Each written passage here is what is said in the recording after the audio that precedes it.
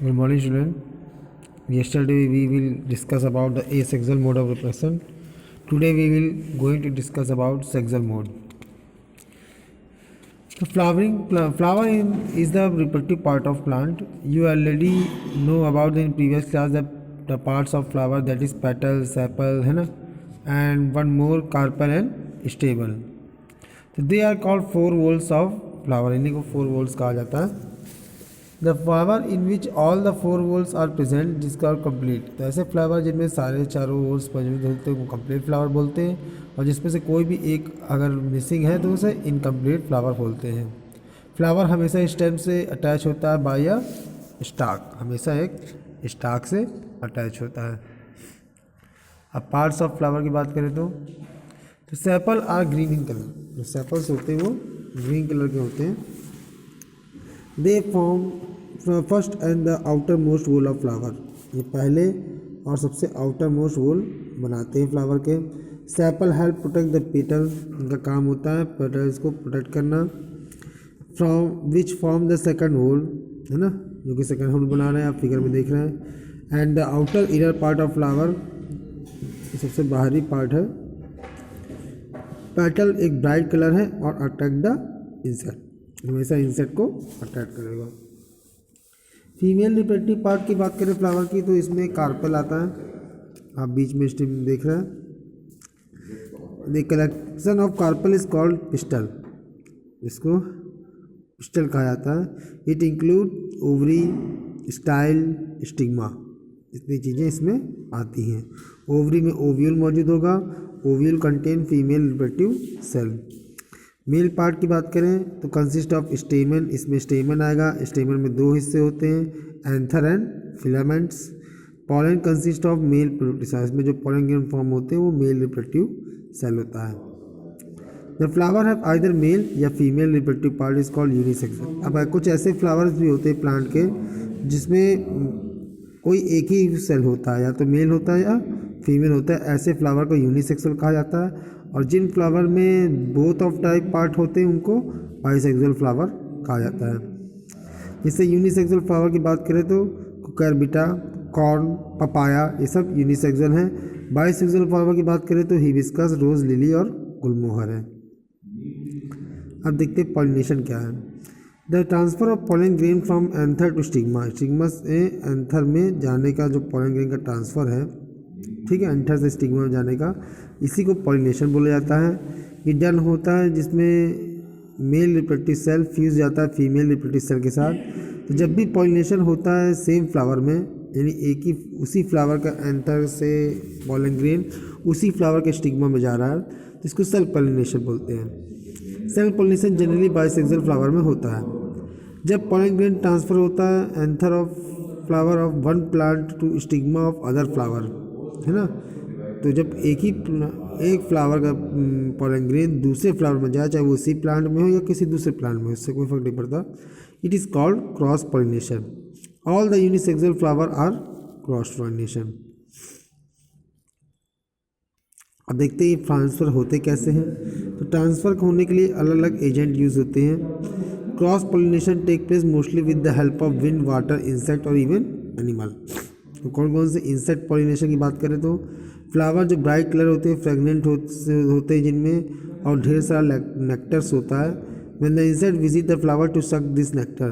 जब इस नेक्टर को सक करने के लिए इंसेक्ट्स में आते हैं. The pollen grain get stuck to the body. Pollen grain से स्टक हो जाते हैं and carried away to stigma, और फिर वो स्टिग्मा तक पहुँच जाते हैं उनके बॉडी के जरिए किसी और फ्लावर में. विंड पॉलिनेशन की बात करें तो फ्लावर में लाइटिंग कलर है स्मॉल पेटल. इस तरह के फ्लावर के जो कलर्स होते हैं थोड़ा सा लाइट होते हैं, ब्राइट नहीं होते, और इनके पेटल्स भी काफ़ी छोटे होते हैं या फिर होते ही नहीं हैं. इनके फीदरी स्टिग्मा होता है, मतलब काफ़ी हेरी होते हैं इनके stigma. And they produce a large number of pollen grain. इनके पॉलन ग्रेन की संख्या भी काफ़ी ज़्यादा होती है. विद द लाइट, जो कि हल्के भी होते हैं ताकि आसानी से एयर में ट्रैवल कर सकें. वाटर पॉलिनेशन की बात करें तो ये एक्वेटिक प्लांट में होते हैं जनरली. और यहाँ पोलन ग्रेन जो कैरी होते हैं with the help of water current, बहते हुए पानी करंट की वजह से होता है। Animal also carry the pollen to different plant, they move from one place to another, for example bats. Fertiliser की बात करें तो पोलन ग्रेन्स गेट डिपॉजिट हो जाता है जब स्टिग्मा ऑफ फ्लावर में। आफ्टर सम टाइम एक स्मॉल पोलन ट्यूब फॉर्म होगी, ये ट्यूब पूरे पोलन से ग्रो करती है, जिसमें कि मेल रिप्रोडक्टिव सेल होता है उसके साथ मूव करता है ट्यूब के, और फाइनली रीच करेगा ओव्यूल तक।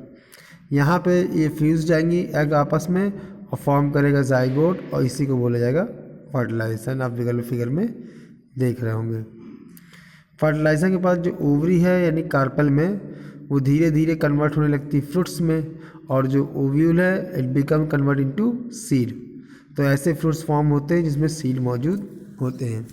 Seed germinate to the produce new plant, और ये सीड बाद में जर्मिनेट होकर न्यू प्लांट्स ग्रो करते हैं। This is how the sexual reproduction take place. Fruits की बात करें तो fruits of plant is the fertilise ovary. जो फ्रूट्स होता है हमेशा एक फर्टिलाइज ओवरी होता है। After fertilisation ovary enlarge, fertilisation के बाद ओवरी का साइज बढ़ने लगता है टू फॉर्म द फ्रूट, और ये फ्रूट का फॉर्मेशन करते हैं। The fruit form are of different type, अब ये अलग अलग किस्म के हो सकते हैं। Some are fleshy and some are dry, कुछ काफ़ी फ्लैशी होते हैं तो कुछ एकदम ड्राई होते हैं। Fruit protect the seed and help in the dispersal, fruit की मदद से सीड को प्रोटेक्ट भी होता है, दूसरा सीड के डिस्पर्जल यानी एक जगह से दूसरी जगह पहुंचने में मदद करता है। सीड की बात करें तो seed is actually fertilise ovule, एक फर्टिलाइज ओव्यूल है पूरी तरह, मतलब फर्टिलाइज हो चुका है यहाँ पे। द टिपिकल सीड और द फॉलोइंग पार्ट, कौन कौन से पार्ट होते हैं? सबसे पहले आता है सीड कोटिलिडन, आप फिगर में बीच वर्ड में देखते रहेंगे। सीड कोट आएगा, ये बहुत आउटर कवरिंग होती है सीड, जिसको हम लोग छिकले के नाम से भी जानते हैं। It has tiny pore called micropyle, micropyle होता है जहाँ से वाटर ऑक्सीजन इंटर कर सकता है जनरेशन के टाइम। फिर आता है स्टोरेज टिश्यू, ठीक, एक मास होता है अंदर से गूदा वाला हिस्सा, present under the outer covering, it is called cotyledon, इसको कॉटिलिडन बोलते हैं सीड का। It is a maybe single whole, या तो ये पूरा एक पार्ट का होगा या फिर दो पार्ट का बटा होगा, जैसे आप बगल फिगर में देख रहे हैं पूरे दो पार्ट का बटा वाला है। The store food material like protein, carbohydrate, जो बेबी प्लांट के लिए ज़रूरत है वो इसी हिस्से से मिलता है। लास्ट एम्ब्रियो, एम्ब्रियो प्रेजेंट होता है इनसाइड में, एक छोटा सा प्लांट होता है, टू पार्ट होते हैं इसके, एक रेडिकल होता है और दूसरा प्लीम्यूल। द रेडिकल वो पार्ट होता है is a part of embryo which emerge first, सबसे पहले यही ग्रो करता है। It developed into main root, बाद में प्लांट का मेन रूट बन जाता है, and later produce secondary root, उसके बाद सेकेंडरी रूट और रूट हेयर का फॉर्मेशन करेगा। प्लीम्यूल लीफ लाइक स्ट्रक्चर है जो अर्ली डेवलप होते हैं और बाद में इसी से शूट का फॉर्मेशन होता है। डिस्पर्जल ऑफ सीड की बात करें तो seed need to disperse over a large area, हर सीड को क्या होता है, अगर सीड एक ही जगह गिरेंगे तो सारे प्लांट्स एक ही जगह ग्रो हो जाएंगे जो ठीक से ग्रो भी नहीं हो पाएंगे। तो इसमें ज़रूरी है कि हर एक सीड लार्ज एरिया में डिस्पर्स हो ताकि ओवर क्राउडिंग ना हो सके, ठीक है। तो इस ओवर क्राउडिंग को होने के लिए इसकी सीड को क्या होना पड़ेगा, स्कैटर्ड होना पड़ेगा अपने पेरेंट प्लांट से, and this will help in better grow of plant. तो dispersal of seed take place in following ways, कौन कौन से तरीके हैं? डिस्पर्जल बाय विंड, कुछ सीड्स ऐसे होते हैं जो हवा से ही डिस्पर्स हो जाते हैं जैसे डंडलियन के, तो इनके सीड्स लाइट होते हैं, स्मॉल होते हैं और कैरी हुए हो जाते हैं विंड के द्वारा, जैसे कॉटन और डंडलियन। अनदर इज एक्सप्लोजन, कुछ प्लांट ऐसे जिसमें पॉड होते हैं जिसमें एक्सप्लोड हो जाते हैं जब ये राइप होते हैं और shoot out the seed, seed इनके काफ़ी दूर गिरते हैं। कॉटन है, पी है, बीन है, ये सब सीड को स्कैटर कर सकते हैं। Another dispersal by water, aquatic plant में जनरली होगा जैसे लिली, लोटस, कोकोनट, इनमें क्या होता है वेरी लाइट होते हैं और कैरी अवे जाते हैं वाटर करंट से कुछ दूर तक, ठीक है। अनदर डिस्पर्सल बाय एनिमल, कुछ सीड्स इरेबल फ्रूट जैसे मैंगो पपाया ये कैरी हो जाता है एनिमल से एक जगह से दूसरे की ओर। ह्यूमन बीइंग भी इन्हीं फ्रूट को खाने के लिए इनको ले जाते हैं पल्प ऑफ फ्रूट को, और बाद में सीड्स को यहाँ वहाँ फेंक देते हैं जहाँ ये ग्रो हो जाते हैं। बर्डॉग सीड के पास हुक होते हैं जो क्या कहते हैं एनिमल्स के स्किन में चिपक जाते हैं, क्लॉथ में या फर में एनिमल के चिपक जाते हैं। इस प्रकार वो सीड एक जगह से दूसरे लोकेशन तक पहुंच जाते हैं। जर्मिनेशन ऑफ सीड की बात करें तो seed required certain condition for the germinate. किसी भी सीड्स को कुछ सर्टेन कंडीशन की ज़रूरत पड़ती है जर्मिनेट होने के लिए और जिससे कि न्यू प्लांट ग्रो हो सके। ये है these are moisture and warm and oxygen, ताकि उसको जब इन्हें मॉइस्चर और गर्माहट और ऑक्सीजन मिलता है ये जर्मिनेट हो जाते हैं। Once the germination seed germinate it need soil, क्योंकि जब भी सीड जर्मिनेट होगा उसको मिट्टी की ज़रूरत पड़ेगी, उसमें सफिशिएंट न्यूट्रिएंट होना चाहिए इसे ग्रो करने के लिए इनटू अ न्यू प्लांट, ताकि वो न्यू प्लांट में ग्रो हो सके। When plant start growing it depend on food store inside the fruit. जब भी ग्रो करता है तो पहले तो उसी फूड पर डिपेंड करता है जो उसके सीड में मौजूद है, ठीक है, वो भी तब तक जब तक उसमें लीव्स अपीयर नहीं हो जाती।